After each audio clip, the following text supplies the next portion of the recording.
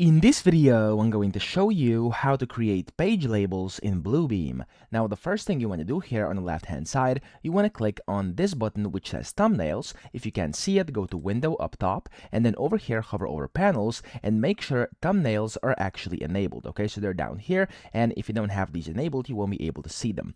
Now, when you are inside Thumbnails here, to actually create new page label, you want to click up this button over here, which says Create Page Label, and then on here, you can go ahead and select one of two options. You have bookmarks or page region. Now, if I do page region over here, for example, I can click on select and I can just go ahead and of course extract some text. For example, if I just do, let's just do an example here with this conference 207. If I drag over it, it's going to basically extract that text and it's going to allow me to basically preview it. And if I'm cool with that, I can click on OK and then OK again after I select the pages, which I'm going to do current. OK, and there we go. As you can see, the page label has been added. So that's basically how to navigate this. I hope this video helped you out. If it did, please subscribe to the channel and help me out as well.